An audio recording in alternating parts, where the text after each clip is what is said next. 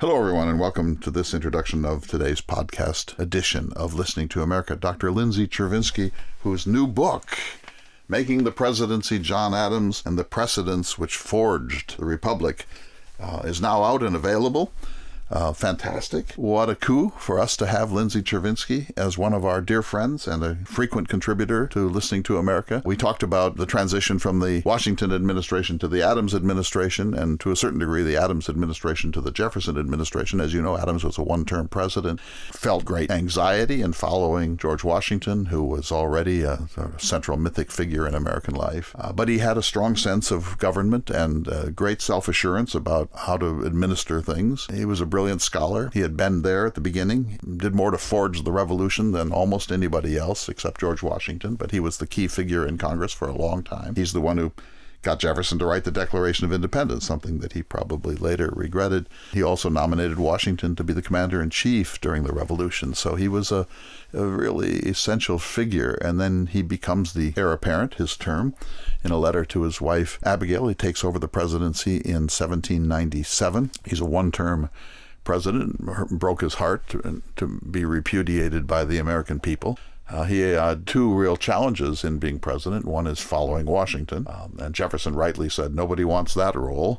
But secondly, we were caught up in the Napoleonic Wars and drawn into what was known as the Quasi-War, an undeclared naval war with France, and Adams had to piece his way through that, like everybody else in a republic except Hamilton. He believed that peace was the right path in diplomacy, but his cabinet really looked to New York and the shadow president, Alexander Hamilton, for their plans, responses to the emerging set of events. When Adams belatedly figured all this out, of course, he flew into a rage and had to get rid of several members of his cabinet. He was more sinned against than sinning, to use King Lear's term. And thanks to Joseph Ellis and Lindsay Chervinsky and others, Adams is rising in the world, David McCullough among them, as more important, more visible, less stereotyped than he has been through much of the last century's historiography. And Dr. Chervinsky is right in the center of all that. And in her new role as the executive director of the George Washington Presidential Library at Mount Vernon, what a great, great achievement. She is on her way, and we can only be thrilled that she is a friend to me and a friend to us. And so I hope you all continue to appreciate her contributions and that you will buy her book. Again, the title, Making the Presidency, John Adams and the Precedents That Forged the Republic. So let's go to the program. Very exciting, very, very exciting for Lindsay Chervinsky. I say this from Fort Bragg, the Redwoods, just a few miles inland from Fort Bragg, California. I'm on my way to Salinas, where tomorrow I will address the National John Steinbeck Center. Let's go to the show.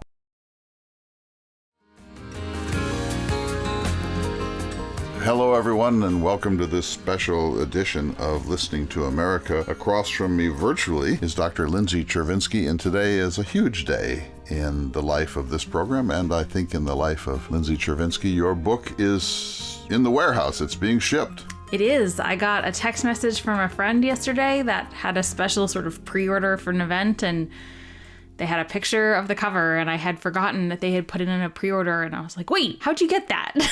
You haven't held it in your hands yet. No, I want it. I want it. Remind us of the title. Okay, so the book is called Making the Presidency, John Adams and the Precedents That Forged the Republic. It is officially out on September 5th. I just got the final audio for the audiobook. I recorded that, and the Kindle is out, so it's in all formats. So you recorded every sentence of it in your own voice in a studio. Yes. And it's been edited and it's ready to go. It's been edited and it sounds like a proper audiobook and everything. Your fan base in the world of Listening to America will have their chance to get copies. We're working on all of that. So stay tuned.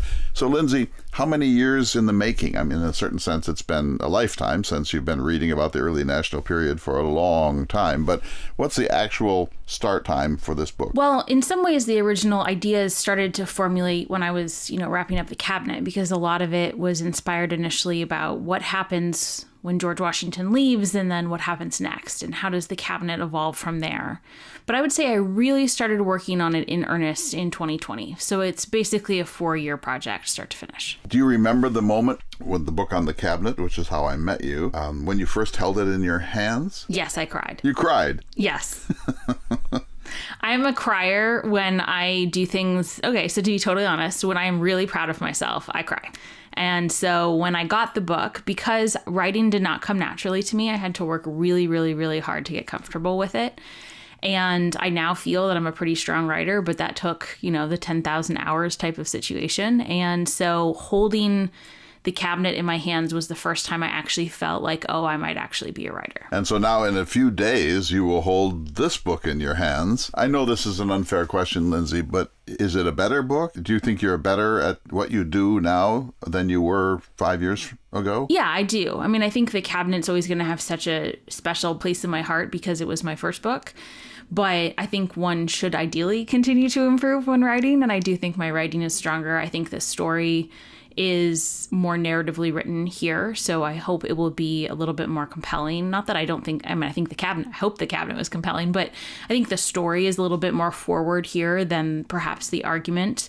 And it was, a very different process because the cabinet was originally a dissertation, and then I tore it apart sentence by sentence to make it into a book that was readable and hopefully didn't read like a dissertation. But this book was a book from the very beginning, and I was writing it for me and only me. I mean, my editor had to approve it, obviously, but, I didn't have a dissertation committee to please. I didn't have an advisor to please. I had long ago stepped away from the concept of tenure, so I didn't have a tenure committee to approve. It was just what I wanted to write. So you chose some time ago not to follow a straight academic path to become an assistant professor and then an associate professor and eventually, with any success, a full professor somewhere. You've chosen a more public path. I have. And I think, partly that was because the job market was terrible. And so it was in some ways a self-preservation tactic of recognizing that this probably wasn't going to happen in the way that I wanted it to happen. It wasn't going to produce a quality of life. Even if I could get a job, the likelihood that it would maybe be in a place that I wanted to be in was maybe not high. And I care a great deal about location and place. And so it was partly, a push. There were push factors, but there were also pull factors in that I recognized what my strengths were and what my weaknesses are. And I think that I am stronger at speaking to a public audience. Crafting a course from start to finish, from January to May, is less of a strength, and I wanted to lean into what I felt like I was good at. And now, as a public intellectual, as a public scholar, you have 2 books under your belt. I do, and I have a fun new job that I never anticipated life would take me to. Ooh, so, tell us. Tell us. So I am the executive director of the George Washington Presidential Library, which is at Mount Vernon. I'm just wrapping up week 3, so this is still a very new experience, and there's a lot still to learn, but it's fun and it's challenging, and it's a big moment, I think, for the country with all of our anniversaries coming up. And it's a big moment for the library because it's heading into its 2nd decade. And so there's just a lot of potential and a lot of responsibility there that I'm very excited about. But it was also very unexpected. So life takes funny turns. Lindsay, presidential libraries are a relatively recent phenomenon. They are. So the first was FDR. FDR, while he was still president, recognized that he wanted to have this type of presidency, or he wanted to, have this type of library, a place where scholars could come and study the presidency and understand his legacy better. And so he intentionally left the papers that he wished to leave to the federal government. And that was the first one that was created, and it was put under the National Archives and Records Administration. After he died, that went into practice, and then it was backfilled. So then from there, Herbert Hoover went on to create his presidential library. And every president since then has had one, and they were under the NARA, which is the National Archives and Records Administration system. However, until the 1970s, presidents got to determine what records went into them. It wasn't until the Presidential Records Act was passed after Watergate that all of the records immediately went to the NARA system, and they were in charge of deciding what went into the library and what didn't. Fabulous. And of course, we've gone back and picked up Jefferson and Wilson, and I've been involved in the creation of the Theodore Roosevelt Presidential Library in Western North Dakota. It's all very exciting, and the George Washington Presidential Library is at Mount Vernon, and you are now its executive director. I am. And, it's interesting because even though it's only 10 years old, it is something that Washington thought about. And he was very meticulous, actually, in keeping his records and talking about the importance of having a library and a place where people could come study them and study and understand his administration and his life in the Revolutionary War. And he didn't really live long enough to make it happen, and there wasn't the concept of a presidential library at the time. So the Mount Vernon Ladies Association, which owns Mount Vernon, about 15 years ago started thinking about how to make this concept a reality for him that he had first envisioned, and it opened officially in 2013. Congratulations. But we're here to talk about something much more important than that. Your new book, how'd you choose the title? Well, I'm terrible at titles. It took a long time, and it wasn't actually until we had a finished draft that my editor and I sort of worked through a bunch of different language and got to this. So it was a relatively recent innovation. And tell us again the title so we can order it. Making the Presidency, John Adams and the Precedents that Forged the Republic. So I should say that until this offer will be good until August 22nd. If you go to the website, lindsaychervinsky.pub/signed copies, you can get 30% off, and it will be a signed copy with a special John Adams themed bookplate that I designed myself. Get right on it, everybody. To get your Lindsay Chervinsky signed book under the special arrangements we've made, thanks to Lindsay, here at Listening to America, we also appreciate that. Everywhere I go, people say more Lindsay, so that's all good news. And I hope that our little world, Lindsay, buy your book, read your book, learn from your book. It's an especially important time, isn't it, to be thinking about how the presidency works, the norms, the rituals. One of my first questions for you about the book is, John Adams, and you tell me if I'm wrong, but it wasn't altogether clear when the first presidencies occurred that one necessarily serves out a 4-year term. It's clear from the Constitutional Convention that Washington will be the first president. He's reluctant, but he does take that job.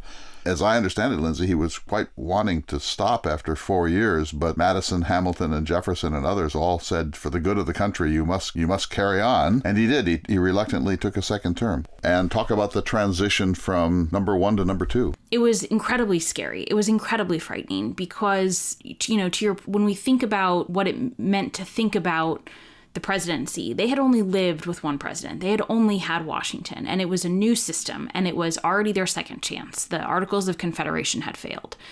And so they genuinely weren't sure if the office of the presidency and all of its powers and its prestige would work for anyone else. There was a real question about, would this actually survive? Would Congress respect it? Would foreign powers respect it?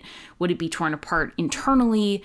So there's that question. And then there was the question of, how do you actually do the transition? And this is where, in a lot of ways, Washington both showed his incredible genius and then also some limitations.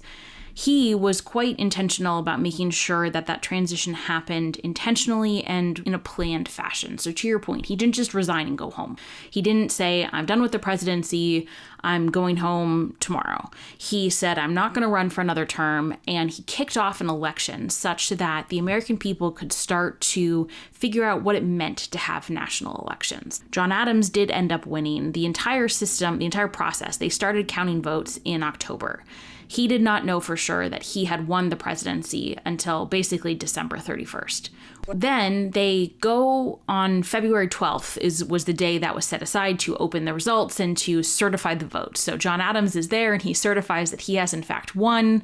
And just a couple weeks later, he had his first inauguration. And this inauguration, the tension that they describe about the moment, the anxieties they had that it would go wrong, sound a little ridiculous to us. But if we think about the context of the moment they were living in the time of the French Revolution, in which the French Constitution had been thrown out time and time again. Sometimes it had gotten extremely bloody. The Reign of Terror, is characterized by guillotines and blood running through the streets. Jefferson shows up. He takes the oath as vice president. George Washington shows up. And they are just blown away that he is there. They are blown away that Washington is present because there was no precedent of a former executive being there. Then John Adams arrives. The entire process is relatively short. And on the way out, John Adams leaves first. George Washington leaves second. And it was probably the first time in 2 decades that he had not walked, first out of a room. And they describe the moment as everyone literally having tears streaming down their faces And they wrote letters about it being the most sublime thing in human history, which they weren't at the time. They felt as though they were not exaggerating. And it was just, I think, this incredible historic moment that is really often overlooked. We need to take a short break. Fascinating. Dr. Lindsay Chervinsky about her new book and the transition from the first presidency to that of John Adams and the precedents that were set during this period, many of which have been solid in their influence throughout American political history, at least until recently. We're going to take a short break. We'll be back with this fascinating conversation with Lindsay Chervinsky in just a moment.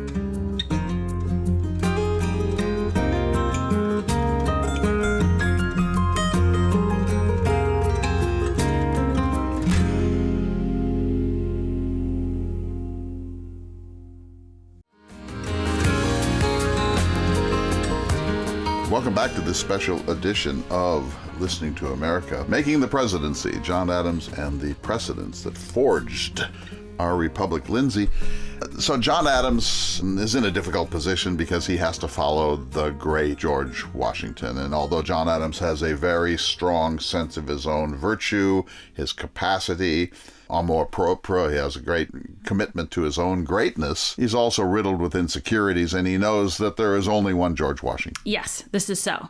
And he has, I think actually this moment requires a great deal of political courage, because not only does he know he's not George Washington, he knows that no matter what he does, he's going to fail in comparison, because he's either not going to live up to the stature of George Washington, but if he takes a different path, then he's going to be accused of, well, do you think you know better than Washington? And so he's in a lose-lose situation.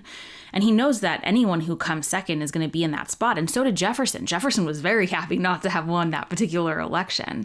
And so the fact that Adams was willing to do it anyway, I mean, it did suit his personality, because he didn't mind being unpopular if he thought he was doing what was right. He had a little bit of that obstinacy in him, but I do think it required incredible courage. I do too. And, Jefferson was in the election, claimed he did not have any interest in it, that this was just his friends and so on. But he wrote, I think, to Madison saying, well, whoever follows Washington, he's holding the bag. I'm glad and he also said that, that what I'm about to say, that Washington had lost some of his acuity by, there's a little Joe Bidenism going on here, that he had lost some of his mental acuity, that he had been manipulated by Hamilton, that many of the policies had gone in the wrong direction for a republic, and that he's glad that he didn't have to go in and clean this all up. And so let John Adams have it, the heir apparent. Yes, exactly. I mean, and to a certain extent, I don't think he was totally wrong. There were a lot of issues that I actually don't think were Washington's fault, but it was more of a lot of foreign policy hens coming home to roosts that I think would have been an issue regardless, because of the nation had been in existence for a certain period of time and treaties were unfolding, and it was the repercussions of various economic arrangements were coming to the surface. Clearly a very difficult time in that both France and Great Britain were more than happy to kind of push around the United States. And to what extent do you push back so you're defending the nation's honor and independence while also avoiding war, because war is unpopular. So, it was a very difficult situation. But 2 terms now are the new norm, that Washington, in retiring after 2 terms, creates the beginning of the precedent that Jefferson then abides by, and Madison abides by, and Monroe abides by. This is not in the Constitution, of course. I mean, it is now, but Washington, if he had been 40, could have been president for life, theoretically. He chose to be Cincinnatus instead, and really 2 terms was more than Washington really wanted. I think that Jefferson, Hamilton, and Madison were right when they said you need to stay long enough to really really set in stone some of the procedures of the presidency and so on. But John Adams now has to follow his own course. He knows that the shadow of Washington is hanging over him. But Adams is he's not a weak man. There's no way he's going to let even the greatness of Washington prevent him from doing what he takes to be the right thing. Yeah, that's absolutely right. I mean, he was very independent-minded, and I think maybe if he had been significantly younger than Washington, or if he had been a different generation, that shadow might have been more powerful. But because he was very much Washington's peer, he had been instrumental in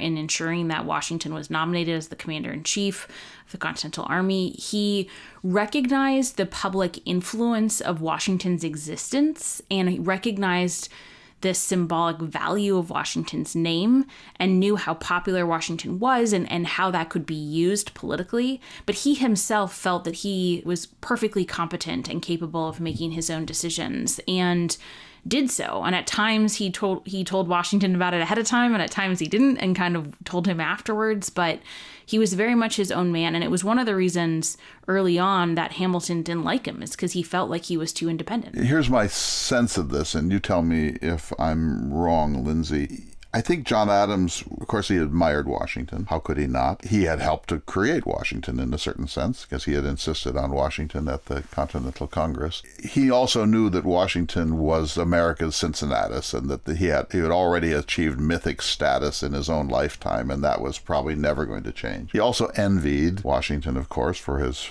position in American life. I also feel he probably thought that he would be better at it than Washington, because Washington was almost like a plaster saint, that Washington was a figurehead in a certain sense. He was a symbol of our revolution, but Adams was a policy guy who could really dig in, and that Washington might have been insufficiently focused for the real work of the presidency. Is that unfair? No, I don't think that's unfair. And I think in a lot of ways that perhaps that he never, not that he ever wrote that down, but if Adams did have that idea, it came from a lack of executive experience. And he had been a diplomat. He had been in Congress. He had helped write the Massachusetts State Convention. He had been a vice president, but he had never been governor. He had never been an officer of a major command.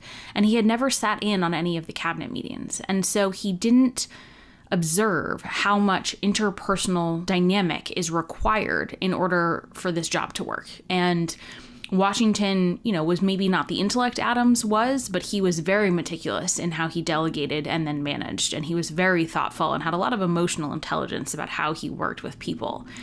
And Adams didn't get to see him do any of that. And so he didn't appreciate, A, that Washington's capabilities of doing so, or B, how important it was for the presidency to work. Yeah, that's a question I've been wanting to ask. Today, the first thing a president says is, my vice president's going to be a key player. We're going to have lunch every week. I'm going to give them special assignments. They'll be at the table. This is not a ceremonial job. We're almost going to be co-presidents and so on. Some do this and some just give lip service to it. But at the time, John Adams was he had nothing to do except preside over the Senate, and the Constitution makers in Philadelphia had sort of thrown that as a sop to this guy's going to have to do something rather than just sit around. Yeah, that's right. And that was really the way it was for most of U.S. history. In fact, I always encourage people to go and look at the list of vice presidents on Wikipedia and look at all the times that there wasn't one. And it demonstrates to you how important that position was for most of U.S. history. And it wasn't until in FDR's presidency, they created the office of the vice president. So all of a sudden, the president, John Nance Garner, was the first to have an office. Walter Mondale was the first to start the weekly lunches with Carter. And he and Carter did have a good relationship. I think that, there's some arguments about how much influence Gore had. I think that our sense of the vice president being an almost co-equal partner starts with Dick Cheney. Because Dick Cheney was really quite, especially in Bush's first term, was really quite influential. But it is a very modern construction. Indeed. And so how did Adams spend the 8 years of Washington's presidency? Well, for the first term, he was very active in Senate debates, and then the Senate told him to kindly shut it. And so then he didn't say anything afterwards. He did go to the Senate every day it was in session. After the day's sessions were over, he had a series of social events, the circuit that he would attend. He regularly went to the Washington house, the president's house. He attended a bunch of other dinners regularly. He had lots of friends. He was actually quite fun to be with. He comes across in a lot of these letters as really quite jovial, and he has much more spirit than I think a lot of people think that he did. So his one real job is to preside over the Senate. And today a vice president does that from time to time, or if there's a tie, and there are certain ceremonial things, for example, certifying the election. Jefferson and Adams are brilliantly educated people, as well educated as you can be in that era. They had to look down a little bit on poor Washington, who had no languages, and even his English had to be sort of touched up by others. Well, his letter writing is actually not bad, but certainly in terms of like the ideas, yes, I think that Hamilton often provided a bit of zhuzh, if you will. I think that this gets at a lot of the messy relations. They both had they had so much respect for who he was and his contribution and his service, and respect for the role that he played in the minds of the American people. And I think some of their resentment was because of what you're saying. It's like, well, but we're so much smarter than he is. Why is he so much more popular? And yet I do think that they both at times really appreciated his emotional intelligence. Not always, but at times they did, and they certainly understood it. And Jefferson later wrote about how much he appreciated Washington's decision-making ability. Jefferson said Washington is slow to make up his mind, and he's not a brilliant man. He's not very well educated, but he said once he makes up his mind, his decision is always the right one, and there's a wisdom there. So this is faint praise coming from Jefferson in a certain way, but he did mean it, that Washington had, we say EQ, but Washington had a fund of real understanding about the nature of the world and how power works, and that he was almost invariably right.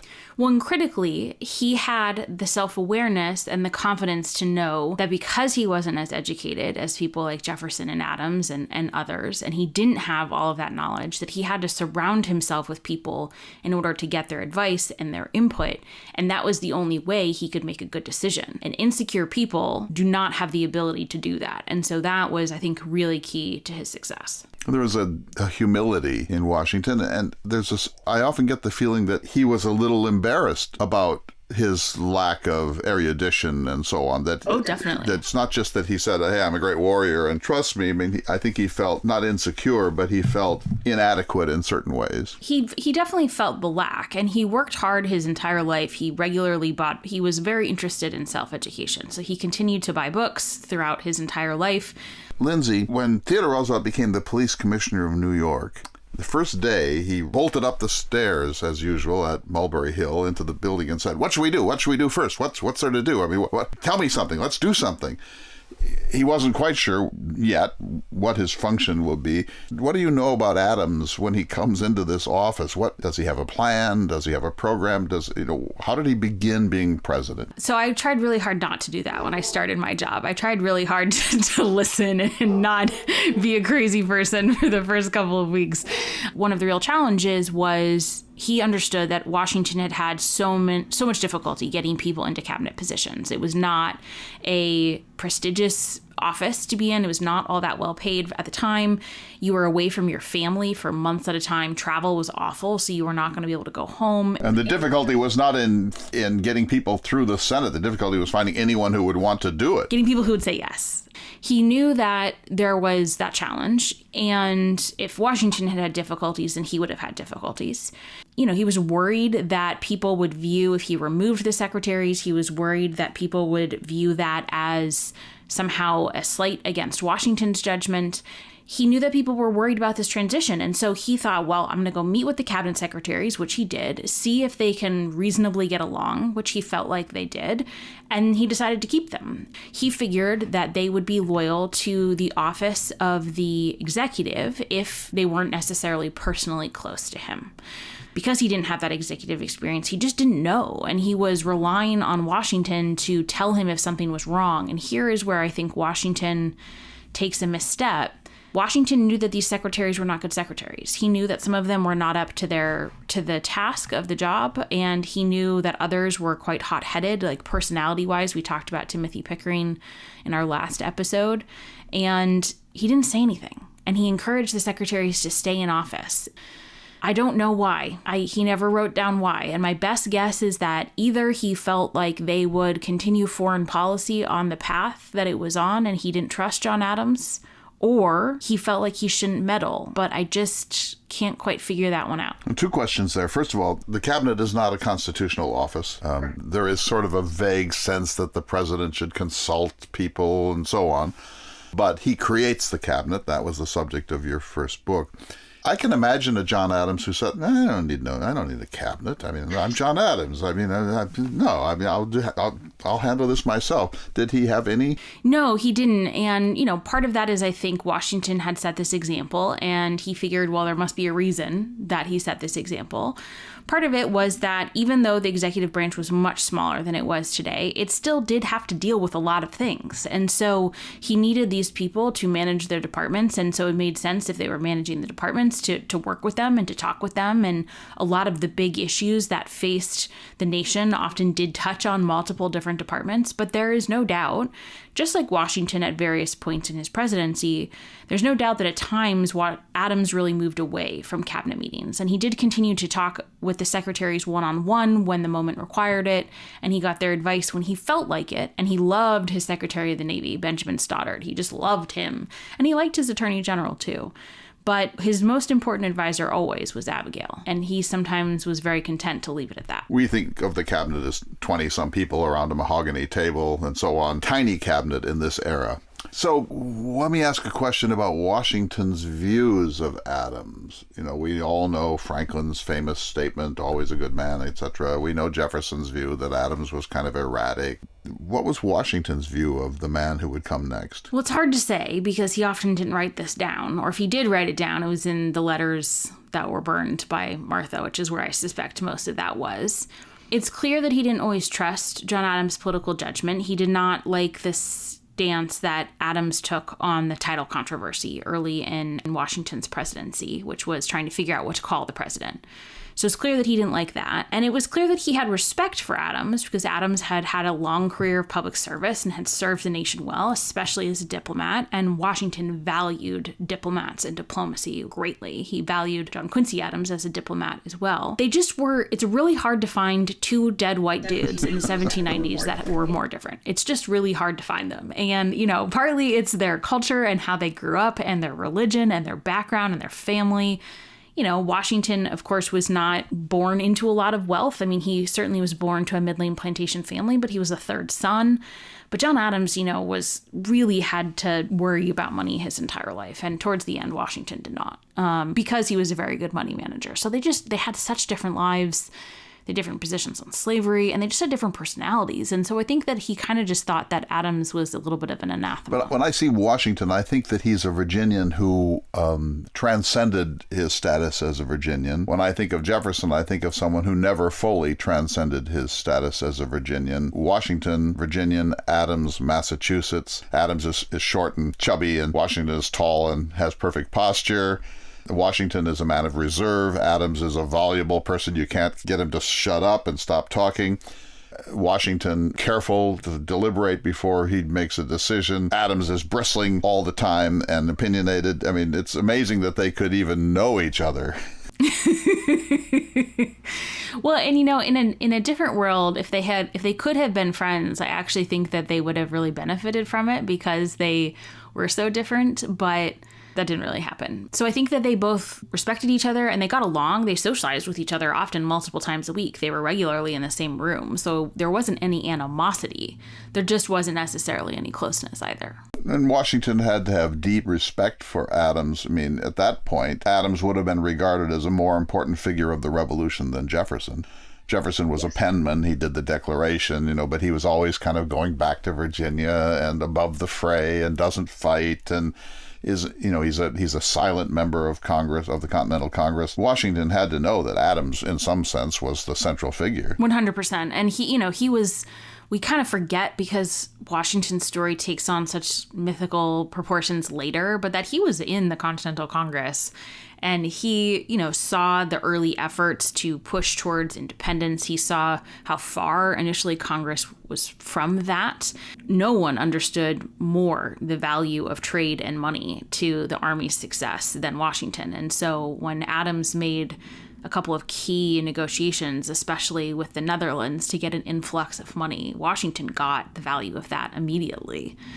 So he had, I think, great respect for those things. Washington's hierarchy, I would say, Hamilton, Jefferson, Adams. What would you say? I think it depends on the time you asked. So when he died, I think he would have said Hamilton, Adams, Jefferson. In the cabinet, it would have been Hamilton, Jefferson, Adams. And Madison would have been in there earlier, too. You know, Jefferson betrayed Washington, in my view. Adams never did. We need to take a break. We're talking with Dr. Lindsay Chervinsky about her new book on the presidency.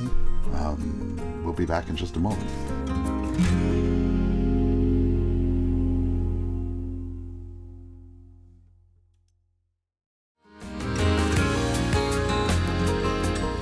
Welcome back to this delightful edition of Listening to America, because it's a great day. Lindsay Chervinsky's new book, Making the Presidency, John Adams and the Precedents That Forged the Republic. Or a republic or the republic? The Republic. The Republic. Capital T, capital R. The is not actually capitalized in the title, but I think of it as the Republic. So Washington retires, off to his vine and his fig tree. Unfortunately, he didn't have many years left. His health was not great. Unfortunately, he never really got that golden period where he could just go back to the ranch, as it were. Adams is as able a man as has ever been the president of the United States, deeply learned, understands the history of constitutions, has written extensively on it, and he has a very, I think, correct view of human nature, that humans are a mixed bag and you can't trust all of them, and humans are unreliable in some important respects, and human nature is not perfectible. You know, we're stuck in whatever muddle that humans exist in. And so this differentiates him from Jefferson, but keeps him closer to Washington. They share a kind of view that this is a great experiment we're engaged in here. This is unprecedentedly important. This republic is maybe going to be the exemplar for the world, but let's not be under any illusions. We have to deal with humans, and humans are often not what you hoped they would be. And so poor Adams inherits this cabinet. I guess he didn't feel that he could really jettison anybody, and maybe in the beginning, as you say, he didn't even want to. But it soon became clear that the cabinet was disloyal, that the shadow president lived in New York, that they were working behind Adams' back, often ridiculing him, undermining him, working against his interests in some respects. When did Adams really begin to understand this, and what did he do about it? Well, just a couple days into the presidency, he began to understand that they had a very different view of the world, and certainly of the partisan system, than he did.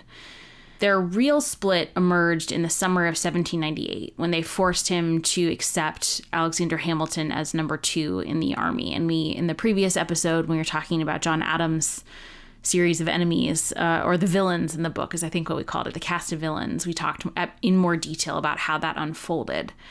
And from that point on, Adams understood that there was this other faction in the executive branch that was working at counter purposes. And he worked to try and undermine their strength and to keep them limited and sort of cornered off and in this section. He thought he could keep them in their lane. He didn't need to get rid of them, but he thought he could contain them. Yes, exactly. And he was actually pretty effective at doing so, because he slow played the army, and he boosted the Navy, and he pursued every avenue for diplomacy, including in February of 1799, he nominated William Van Murray as the new, basically, special envoy to Paris to try and renegotiate a new treaty with France. And when he did that, the rest of the Federalist Party understood, oh, he's kind of onto us.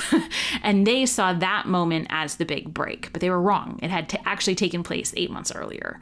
And so there were these various moments where initially the hostility was sort of under the surface, and then it breaks out in a series of cataclysmic events. And so by the spring of 1799, he's basically in undeclared warfare with some of the members of his own cabinet, and they are pursuing completely different foreign policies, and it's unclear why he waits. There are a couple of potential options for why he waits to make a change. One, even though they were disagreeing with him, they hadn't outright disobeyed an order, and so maybe he thought that if he was just very explicit, they would still follow his orders. It's possible that he was waiting to continue to build up the Navy's strength to boost his hand at diplomacy, which continued to happen, and indeed the Navy did get stronger and had a series of wins that were quite useful. It's possible he was waiting for more diplomatic information before making that final decision.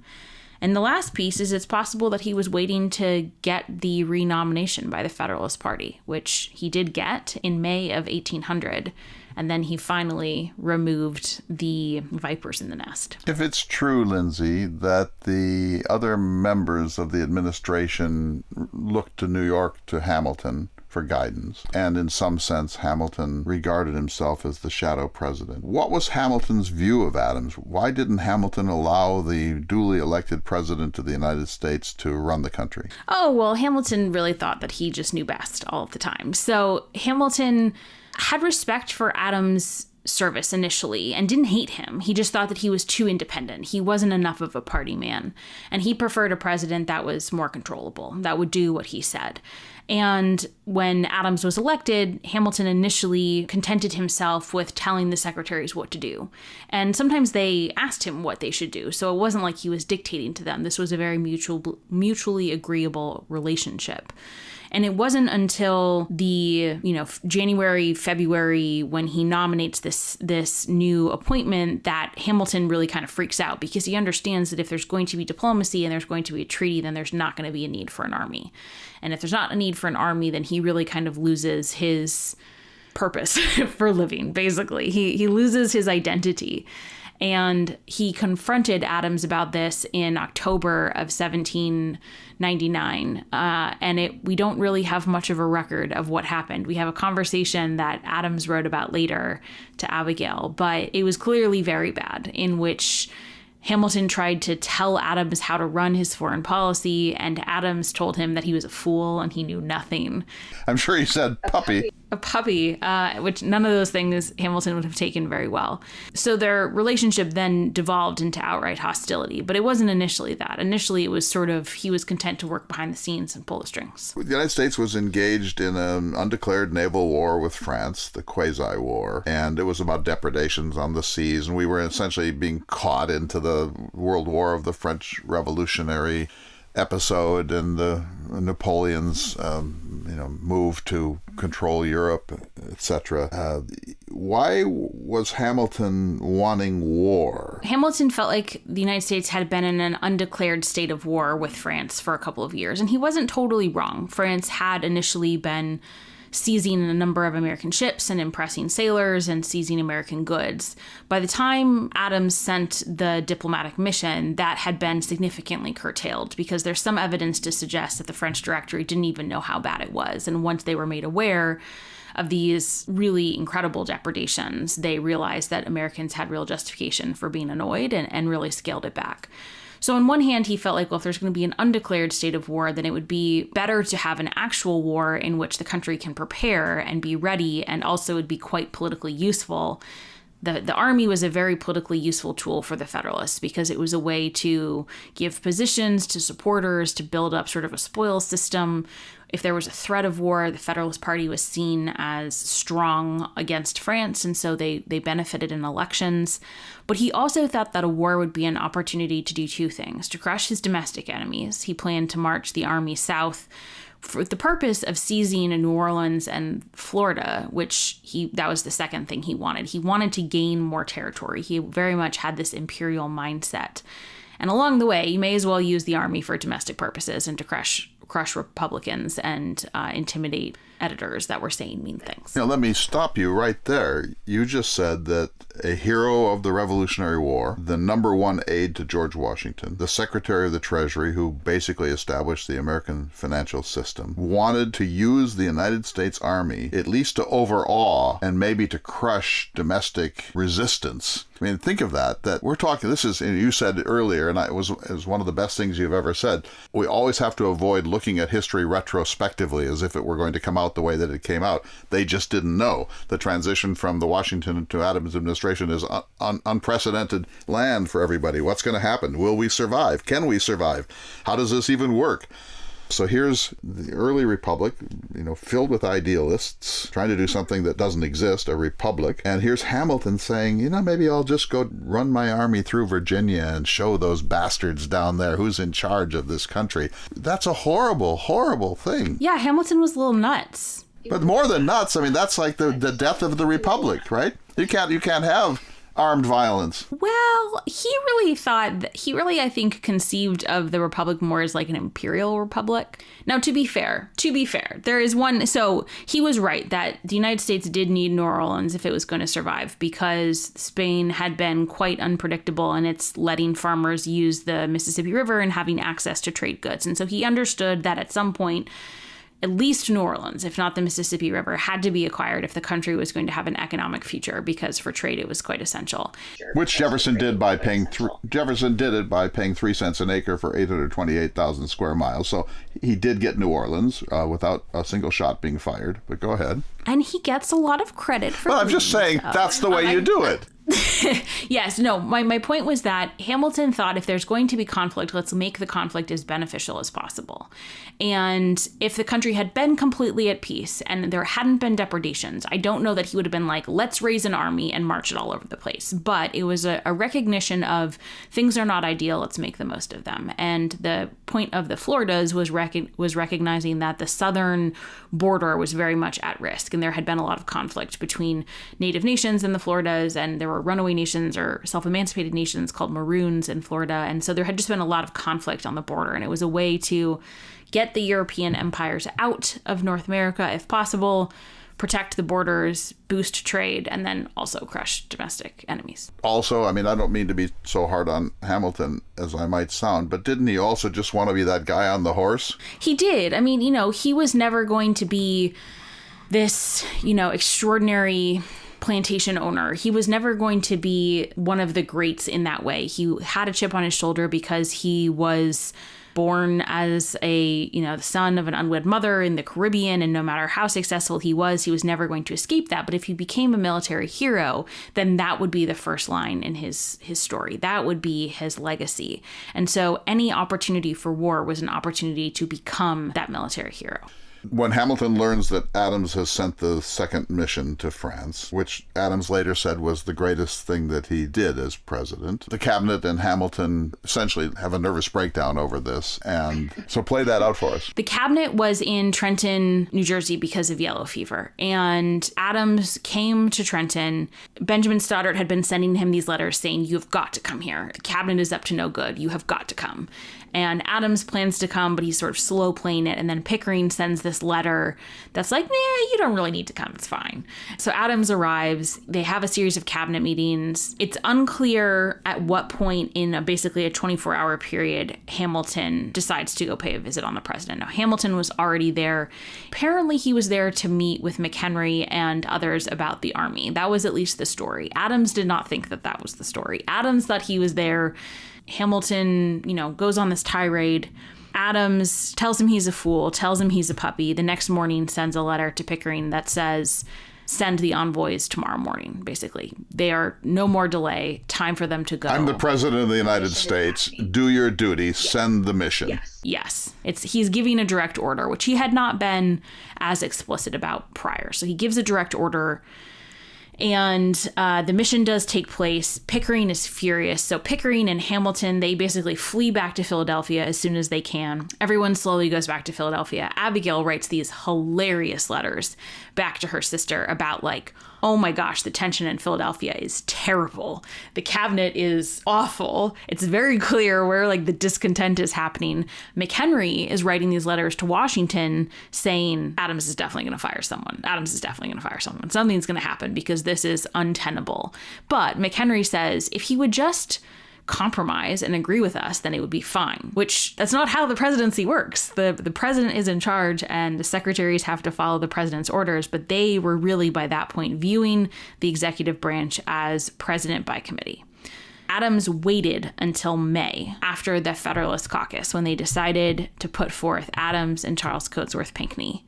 And then he had a conversation with McHenry in which he said he was terrible at his job and knew nothing about diplomacy, which were both correct. And McHenry asked to resign, which Adams gave him permission to do, which had happened before. Edmund Randolph had resigned during Washington's administration. A couple days later, John Adams asked for Pickering's, he said, I've decided to make changes. I'm giving you the opportunity to resign. You can name the day, but I need to be able to nominate a replacement. And Pickering wrote a letter back that was unbelievably snarky and so incredibly disrespectful, and basically said, no, I don't think I'm going to. I would like to stay in office for the remainder of your term. I decline your request. And Adams replied, no salutation, no nothing, and basically said, diverging interests have required me to make a change. You are removed from office immediately. And to rub salt in those wounds, he then changed the locks on the Department of Secretary offices, so Pickering couldn't get back into his office. He literally changed the locks. Yeah, he locked the offices on Pickering. I love that. And then, but the key moment is then what happened next, because then he nominated John Marshall as the replacement, as the new Secretary of State. There was a question about what would the Senate do, because it's not actually written in the Constitution how secretaries are removed. And when the first federal Congress created the executive departments, they debated and they had a lot of different ideas, but they couldn't come to an agreement. So they use this incredible form of passive voice, and they say, when a secretary is removed, the chief clerk will become responsible for the department's papers, without specifying how a secretary is to be removed.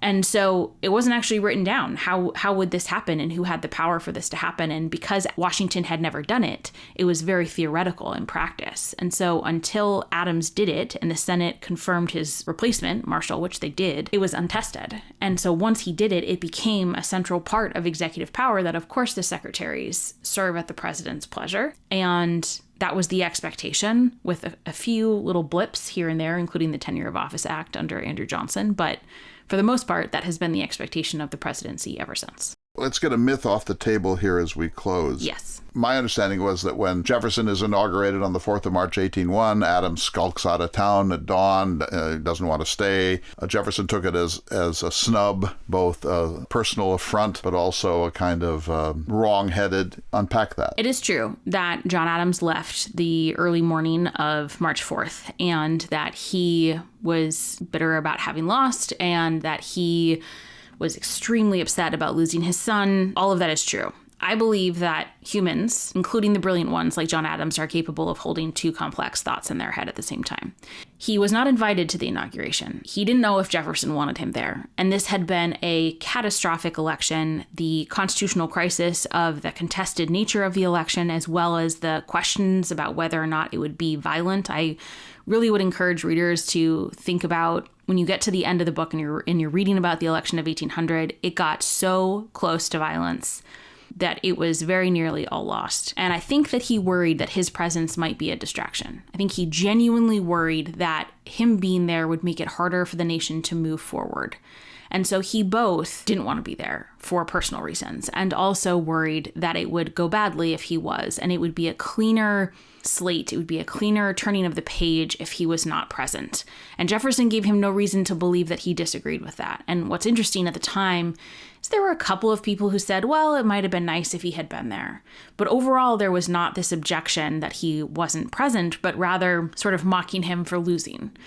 And what I think is really important for us to remember is that there was no precedent for a president or a governor who had lost for going to these things, and that precedent was not established until 1845. I'm not questioning your view, but what's the evidence for all of this? Well, I think that he was so attentive and careful to every other element of the transition, having Jefferson over to dinner, having him to see what the White House looked like, having him talk to Abigail about the domestic staff. He wouldn't have been so thoughtful about all of those things of the transition if he was just going to act in a petty manner. So many of his other actions demonstrated a greatness of spirit. And so I think that's really the essential part of the transition. And of course, that doesn't mean that he wasn't also bitter and unhappy, but I think that's really the thing to take away. Thank you, Lindsay Chervinsky. We're going to have to leave it at that. I'm so sorry. I am thrilled with your successes. The executive director of the George Washington Presidential Library at Mount Vernon. Extraordinary achievement. Congratulations. This is going to be a great era, and I believe you're going to help shape America's understanding of the presidency. Your new book, Making the Presidency, John Adams and the Precedents That Forged the Republic, now available. Our listeners will have a chance to buy it. Thrilled for you. Let's talk further about it. I can't wait to read it myself. Meanwhile, we'll see all of you next week for another important edition of Listening to America.